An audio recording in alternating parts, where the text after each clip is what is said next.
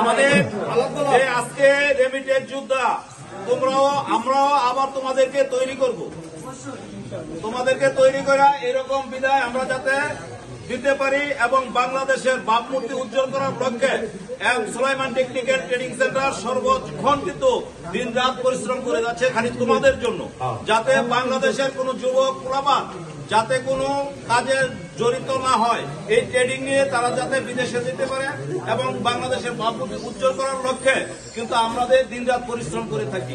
তো আমাদের MD sir M Sulaiman sir বলছে যে আমাদের যা কিছু লাগে, আমি একটা স্লোগানেও আবার বলেছিলাম যে তোমাদের বিনোদনেরও দরকার আছে, কি বলছিলাম নি, সেটাও আমরা করব। তো তাদেরকে বিদায় দেওয়ার জন্য আজকে দাঁড়িয়েছি।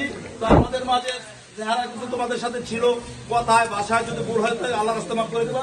এখন আমাদের একটা সুনামধন্য একটা মাস্টার কিন্তু একটা ছাত্র ছিল, আজকে কিন্তু সে একজন মাস্টার হয়ে আবার কর্মস্থলে তিনি আবার বিদেশ চলে যাচ্ছে। তো এদের জন্য দোয়া করবো, তুমি কিছু বলো। আসসালামু আলাইকুম। আমি অনেকদিন যাবৎ এই জায়গা কাজ শিখছি, পরে নিজেও কাজ শিখেছি। আপনার করে যদি আমার কথা হচ্ছে কিন্তু আসার সময় যদি কেউ কষ্ট হয়ে থাকেন তাহলে আমার মাফ করে দিয়েন। আর আমার লাগে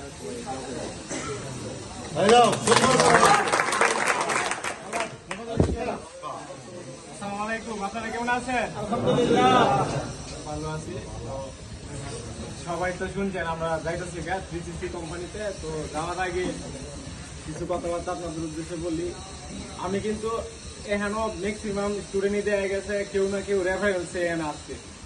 আমি কিন্তু কারো রেফারেন্সে এই সেন্টারে আসি নাই, আমি শুধু অনলাইন থেকে এই সেন্টারে আসছিলাম। এবং আমি আসার পরে আমার এলাকাতে আরো 5 জন এই সেন্টারে আসছে। তো একজনের ফ্লাইট হয়েছে, আমারও ফ্লাইট হয়েছে। আপনারা হয়তো আমি যে সময় আসি এই সময় আমার এলাকার মানুষজন কইছে যে বাড়ির দ্বারে মানুষের কাছে টাকা দিয়ে বিদেশ যাওয়া যায় না, তুই এই অত দূরে নরসিং দিকে টাকা দিয়ে বিদেশ যেতে পারবি। তো এদের কাজকাম আমার অনেক আগের থেকেই ফলো করতাম। এদের নিয়মিত ফ্লাইট গুলো একটা হোয়াটসঅ্যাপের গ্রুপে এই ভরসায় আর কি এখানে আসছি। তো ভরসা করে আসছি, ভরসার প্রতিদান পাইছি। যদিও সময়টা অনেক লেন্থি হয়েছে, অনেক ঘুরছি, তো আশেপাশে পাশ করেছি, অনেক কিছুই বলছে যে আপনারা যে সময় বিদেশ যাবেন এই সময় হয়তো ঘুরলে ওই কষ্টটা পাইবেন।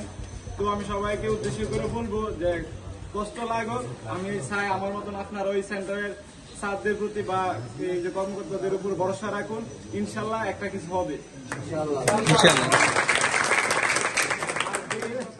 না বললেই নয়, এখানে আমি প্রায় দীর্ঘ 7 মাস এই গত রোজার পরে এখানে ভর্তি হয়েছি।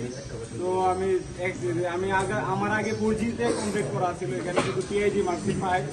এরপরে আমি অনেক পুরান ছাত্ররা পাইছি। দীর্ঘদিন আপনারা জানেন যে বিগত 2-3 মাসে অনেক ফ্লাইট হয়েছে, আমার সাথে অনেক বড় ভাইয়েরা চলে গেছে। আর আপনারা এখন যারা আছেন ওরা ম্যাক্সিমামে হয়তো আমাকে চিনেন না বা জব মারতে দেখেন নাই। তো আগে যারা চলে গেছে তাদের প্রতি উদ্দেশ্য করে, নতুন যারা আছে তাদের প্রতি উদ্দেশ্য করে বলতেছি, একসাথে কাজ করছি একই গ্রুপে 2-3 জন 4 জন হয়েছে। অনেক সময় গ্লাইন্ডিং বা সিরিয়াল নিয়ে অনেকের সাথেই মনোমালিন্য কথা কাটাকাটি হয়েছে। আজকে যাবার মুহূর্তে, বিদায় মুহূর্তে আমার এবং আমার সঙ্গীর সাথে যারা আছে তাদের সবার পক্ষ থেকে আপনাদের কাছে যদি হয়ে থাকে ক্ষমা করবেন এবং আমাদের প্রবাস জীবনের জন্য দোয়া করবেন যাতে আমরা সফলতা পেতে পারি।